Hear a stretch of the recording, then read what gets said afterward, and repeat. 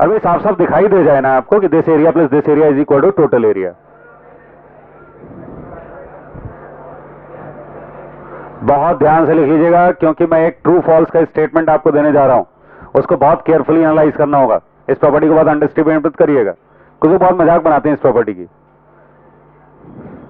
कहते हैं अरे ये तो बहुत आसान है, तो इतना अंडरस्टिमेट मत करिएगा इस प्रॉपर्टी को। हाँ भाई, अब एक ट्रू फॉल्स का प्रॉब्लम मिलने जा रहा है आप लोगों को।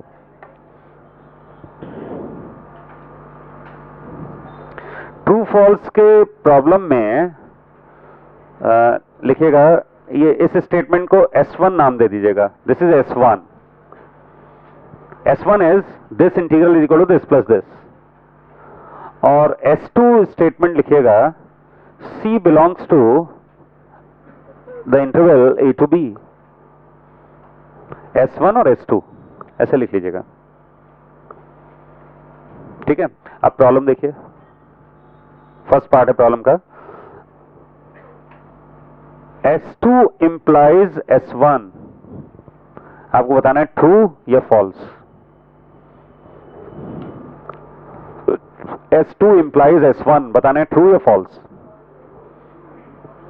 S2 इंप्लाइज S1 का मतलब हुआ कि अगर C A और B के बीच में होगा तो ये इंटीग्रल बराबर होगा this integral plus this integral के। ट्रू या फॉल्स? ट्रू।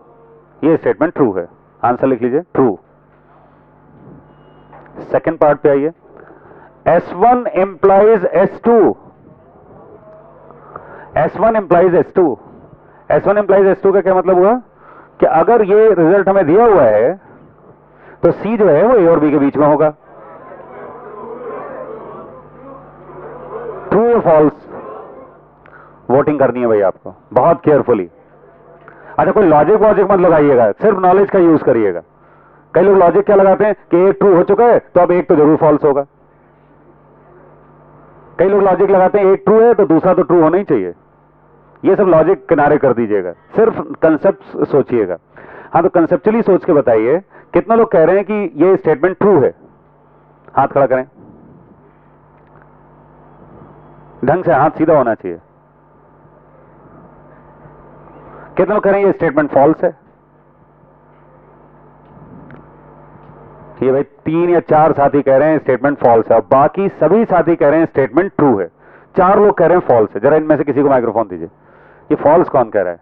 इन्हीं को दीजिए, आपके साथ जो है। हाँ हाँ, बताइए। अगर C B से बड़ा हो गया तो एरिया ज्यादा हो जाएगा, पर फिर जब दूसरा इंटीग्रल का एरिया नेगेटिव हो जाएगा तो वो पॉजिटिव नेगेटिव ऐड होके इतना ही एरिया आ जाएगा। यानी C B से बड़ा भी हो सकता है और A से छोटा भी हो सकता है।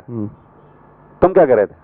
तुम भी यही कर रहे हो, मतलब C का A और B के बीच में होना जरूरी नहीं है। बहुत ठीक, बिल्कुल ठीक। तो ढेर सारे साथियों ने जिन्होंने इसको ट्रू कह दिया था वो सरासर गलत थे। सही कितने लोग थे? 4 लोग, केवल 4 लोग सही थे जो इसको फॉल्स कह रहे हैं। अब ध्यान से सुनिएगा, तभी मैं बार बार अपील कर रहा था आपसे कि कभी किसी स्टेटमेंट की खिल्ली मत उड़ाओ, मजाक मत बनाओ। क्या रही है तो बहुत आसान है। इसके आगे लिखिए फॉल्स। और अब थोड़ा सा डिस्कशन, झटका लगाया ना कुछ लोगों को, तो भाई डिस्कशन की थोड़ी जरूरत है। ये फॉल्स देख के बहुत गंभीर झटका लगा।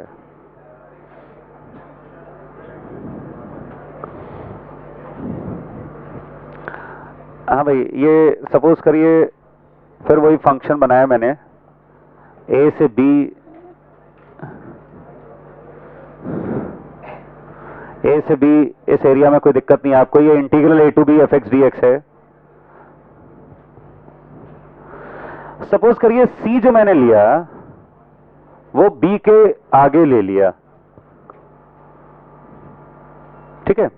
अब integral A to C fx dx जो है वो इस एरिया के बराबर हो जाएगा, इस एरिया के बराबर हो जाएगा। ये एरिया अगर A1 है तो इस इंटीग्रल की वैल्यू प्लस A1 आ जाएगी।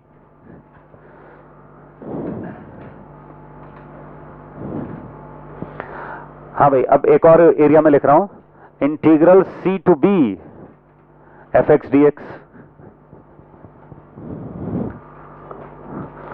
ये जो है वो इसके बराबर निकल के आएगा। इसकी वैल्यू इस एरिया के बराबर होगी। लेकिन बताइए इसकी वैल्यू पॉजिटिव होगी या नेगेटिव होगी? नेगेटिव होगी, क्योंकि हम उल्टे डायरेक्शन में इंटीग्रेट कर रहे हैं ना, सी से बी इंटीग्रेट कर रहे हैं।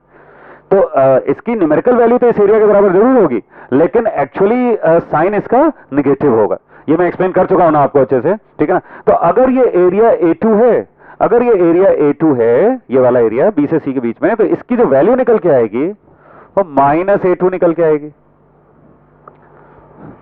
अच्छा, अब मैं जब +A1 में -A2 जोड़ दूंगा, +A1 में -A2 जोड़ दूंगा, तो क्या A से B वाला ही एरिया मिल जाएगा? यस, ये वाला एरिया ही मिल जाएगा। इस एरिया का नाम मैंने रख दिया capital A।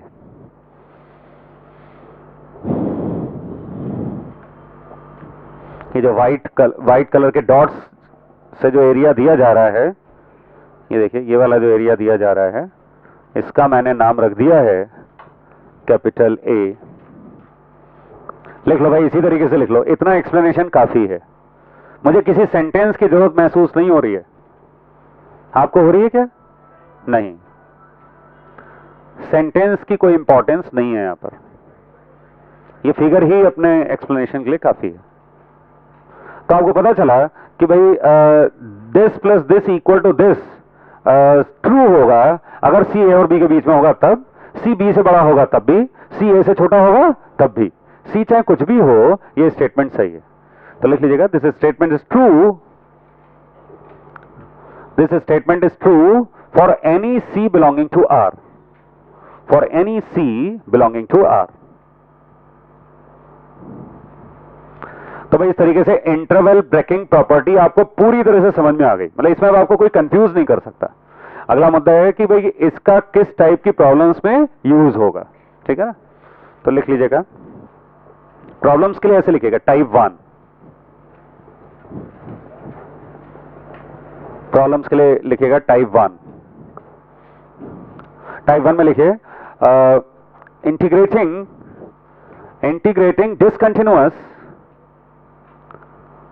discontinuous and non-differentiable functions, integrating discontinuous and non-differentiable functions। अरे भाई, डिसकंटिन्यूअस और नॉन डिफरेंशिएबल फंक्शंस को इंटीग्रेट करने के लिए इस प्रॉपर्टी का बहुत यूज किया जाता है। याद दिलाऊं आपको कैसे? जैसे सपोज करिए ग्रेटेस्ट इंटीजर x का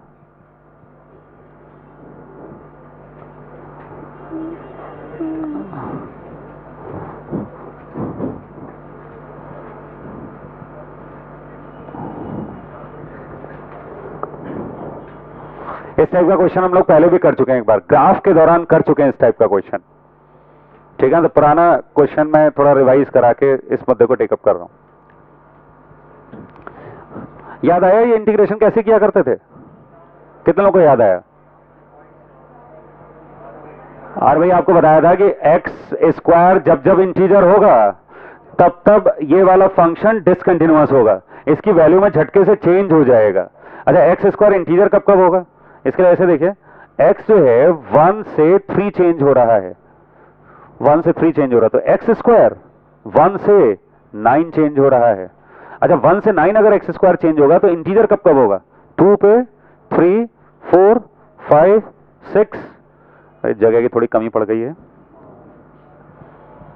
कोई टेंशन नहीं, इस 3 को थोड़ा इधर खिसका लें। 6, 7, 8, 9।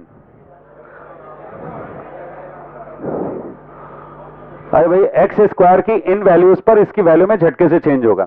अच्छा, एक्स स्क्वायर की ये वैल्यूज एक्स की किन किन वैल्यूज पर आएंगी? एक्स √2 पर एक्स स्क्वायर 2 आएगा, और फिर √3 पर ये आ जाएगा, √4 यानी कि 2 पर 4 आ जाएगा, √5, √6, √7, √8 और फाइनली 3।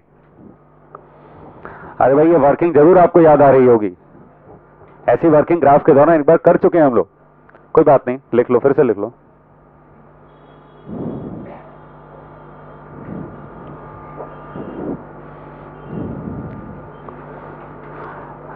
तो x की इन वैल्यूज पर ये फंक्शन डिसकंटिन्यूअस है। लिख लीजिएगा, greatest integer of x square is discontinuous at these values of x.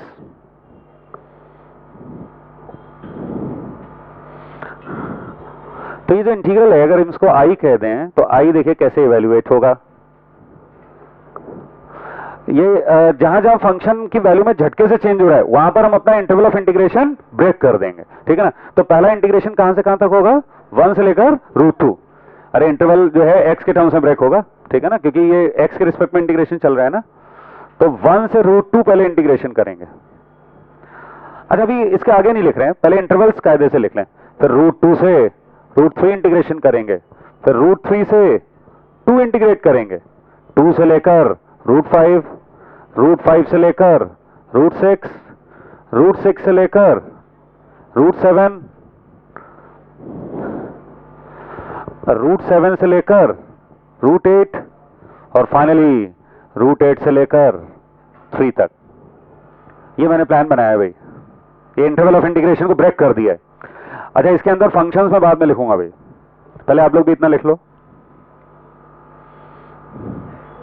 पहले आप लोग भी इतना लिख लो, पहले मेरा प्लान जो है आप लोग भी लिख लो, तब मैं उस प्लान का एग्जीक्यूशन लिखवाऊंगा आपको। अरे 2 स्टेप्स में काम करता हूं भाई, पहले प्लान बनाता हूं फिर उसको एग्जीक्यूट करता हूं।